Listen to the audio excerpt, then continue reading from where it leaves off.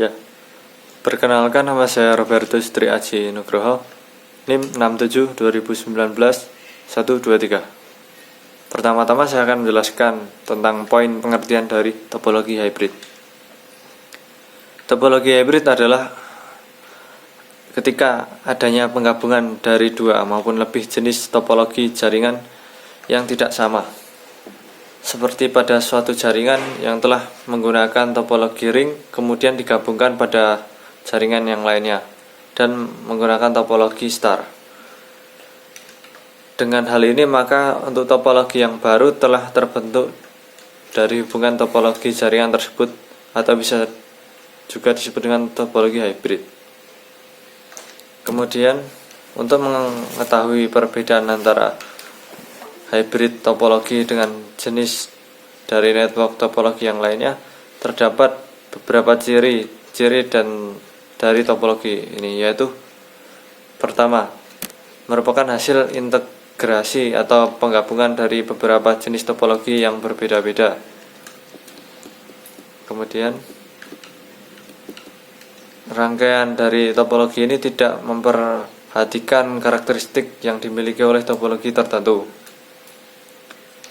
Ketiga, dapat dibuat dengan cara menggabungkan antara ragam topologi jaringan yang sudah digunakan sebelumnya.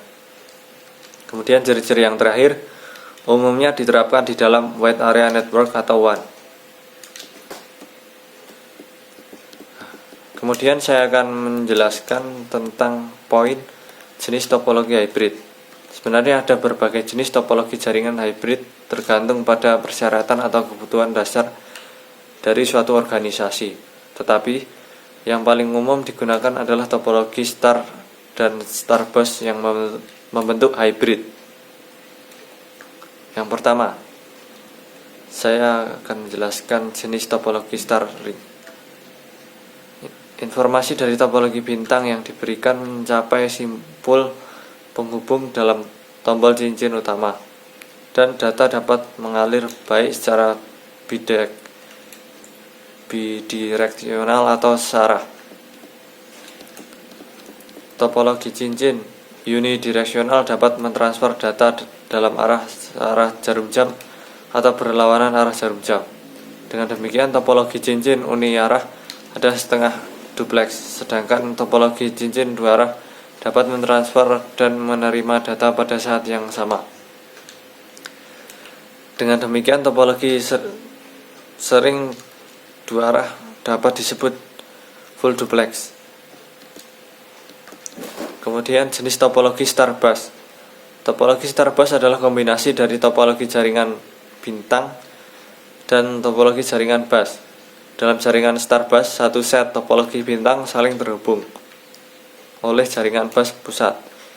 Menghubungkan setiap topologi bintang ke topologi bus menghasilkan topologi star bus. Kemudian yang terakhir saya akan jelaskan poin perangkat jaringan dalam topologi hybrid.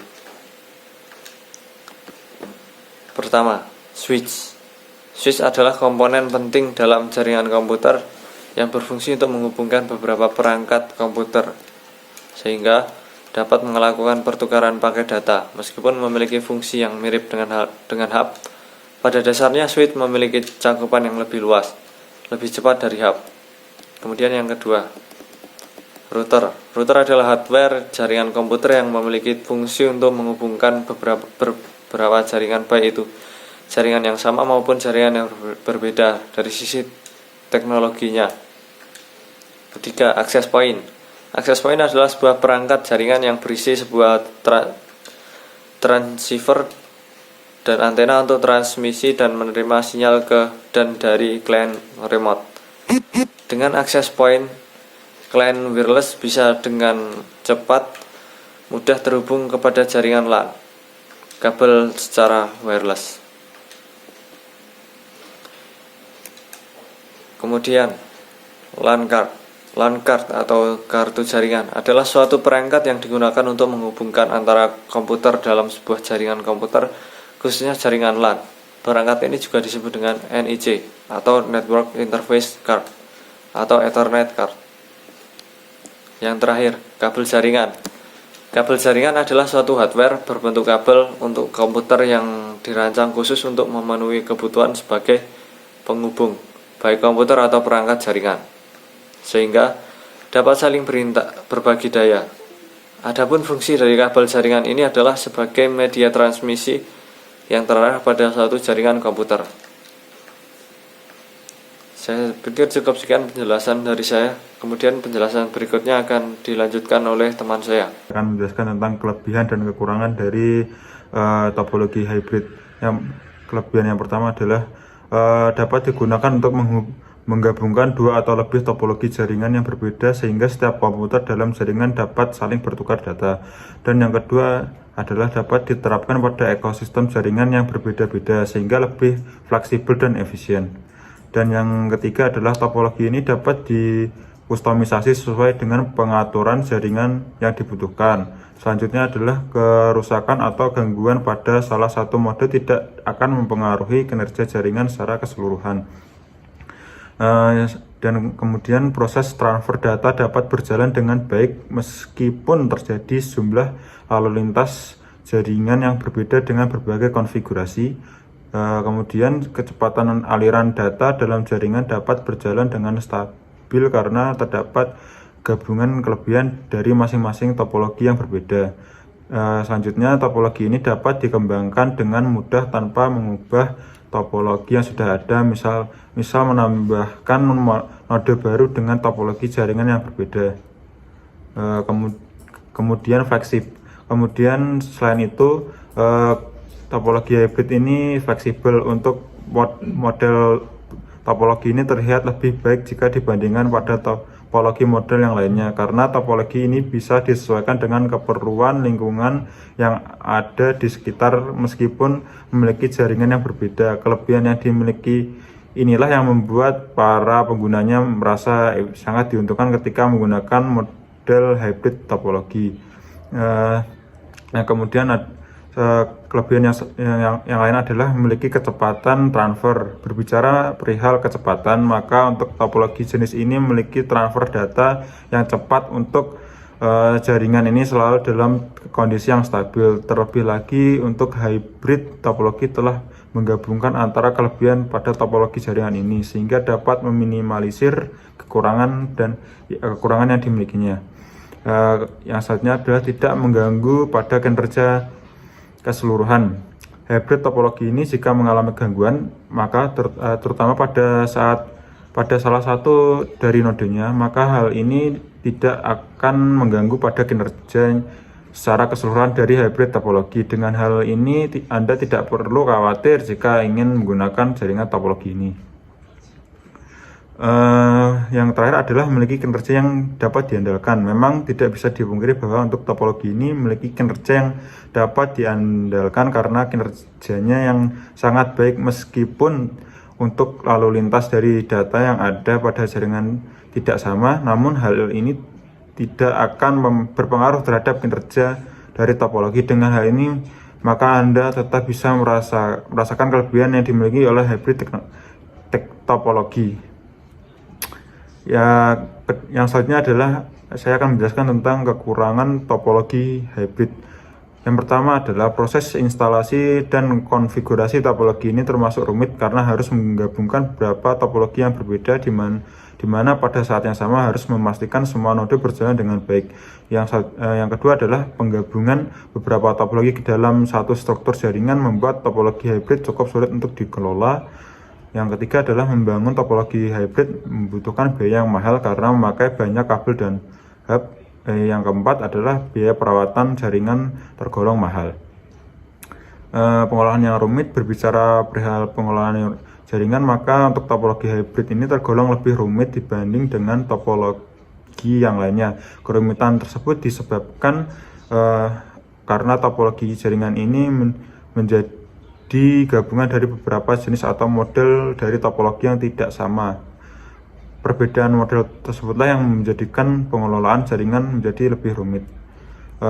Yang selanjutnya adalah harus teliti. Selain pengolahannya yang tergolong lebih rumit, ternyata kekurangan dari hybrid topologi yaitu membutuhkan instalasi yang sulit sehingga pada saat ingin mengkonfirmasi konfigurasi serta menginstalasi membutuhkan ketelitian dan kesabaran yang tinggi.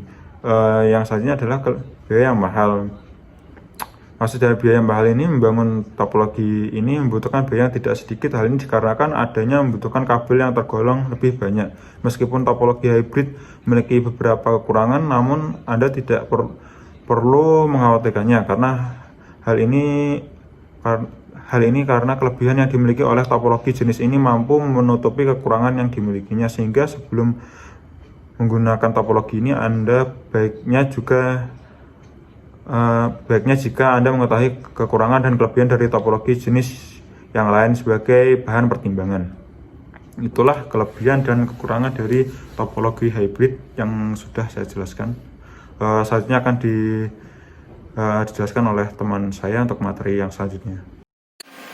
Halo, aku akan melanjutkan materi tentang fungsi topologi hybrid yang telah dibawakan oleh Immanuel tadi.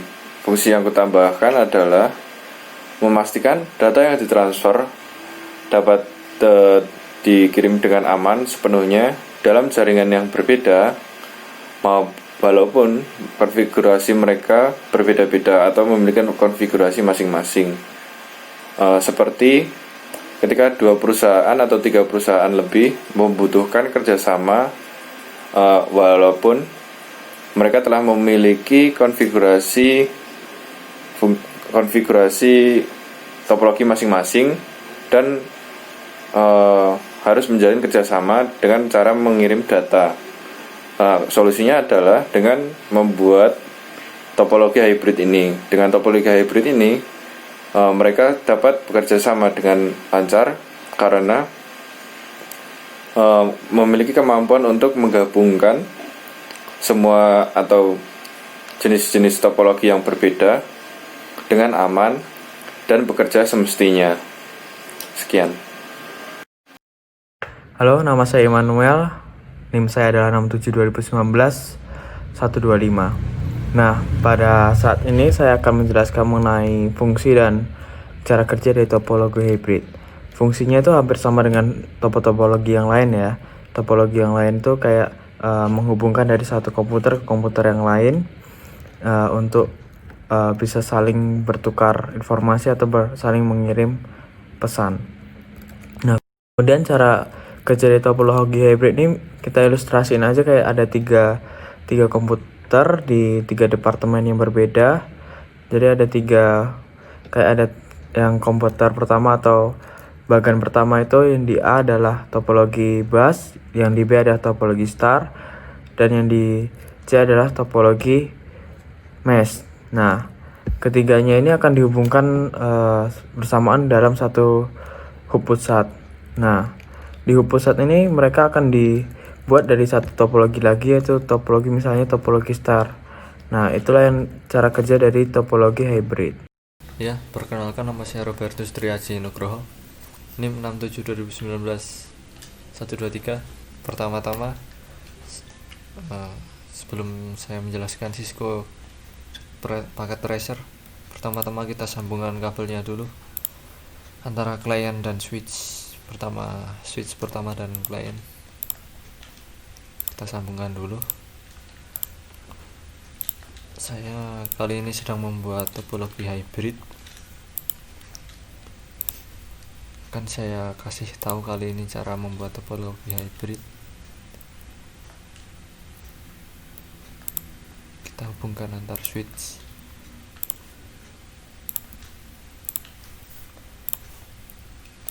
Jadi topologi hybrid itu gabungan dari beberapa topologi, 2 atau lebih topologi. Kali ini saya akan membuat topologi. Kali ini saya menyambungkan antara klien dan switch dulu.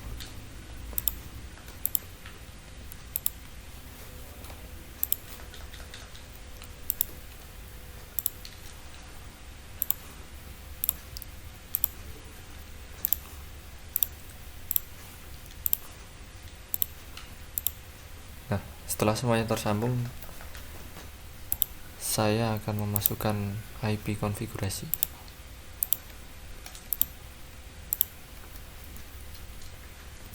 Oh,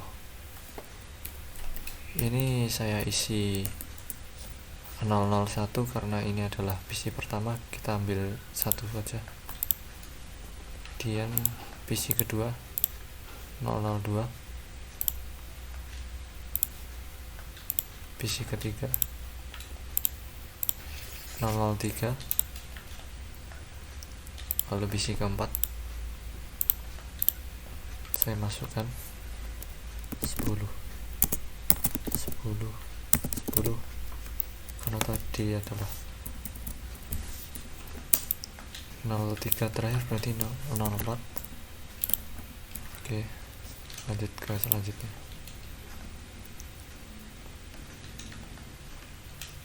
Lanjut ke PC 4. 10 titik 5.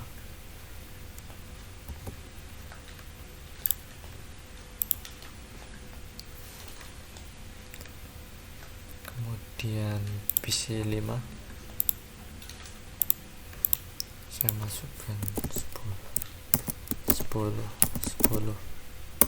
titik, karena tadi yang terakhir adalah 10 titik 5, berarti sekarang adalah 10 titik 6. Subnet max otomatis terisi. Kemudian PC 6 saya masukkan IP address 10 tadi terakhir titik 6, berarti sekarang titik 7. Subnet max terisi, masukkan IP konfigurasi selanjutnya 10 8. Oke, kemudian saya akan lanjut ke klien terakhir.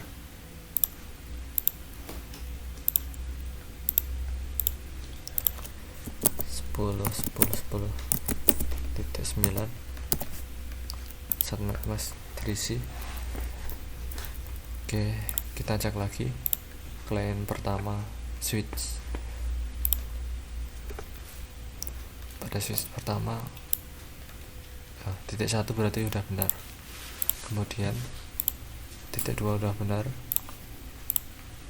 IP konfigurasi di belakang ini IP address ada tulisan angka 3 benar, angka 4 benar, ini sudah 5, kemudian 6, 7, sebentar salah klik saya, 7, backtrace 7, terus ini 8, ini 9. Misal kita akan kirim pesan dari PC 0 ke PC 1. Bentar, saya salah klik.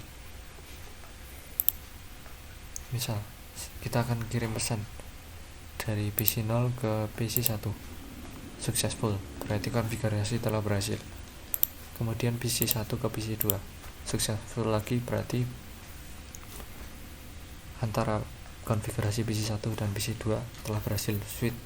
Konfigurasi dalam switch pertama telah berhasil.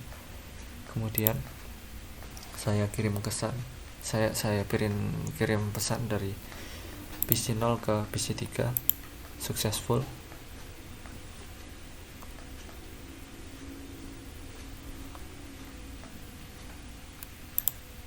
Kemudian saya coba lagi PC 0 ke PC 3.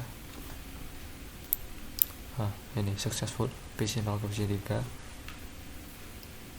Kemudian PC 4 ke PC 5 successful. Lanjut ke PC 6 ke PC 7 sukses. Kemudian yang terakhir PC 8 ke PC 0. Karena semua sudah sukses, berarti konfigurasi pada topologi hybrid telah berhasil. Jadi saya menggabungkan antara topologi tree pohon dengan topologi bus, karena topologi hybrid itu adalah gabungan dari dua topologi atau lebih. Tapi dalam implementasi di sini saya menggunakan dua topologi untuk menerapkan topologi hybrid. Saya pikir cukup itu saja penjelasan mengenai topologi hybrid, dan dalam proses subnetting ini sudah berhasil karena semua sudah terkonfigurasi. Ya, cukup sekian saja, terima kasih.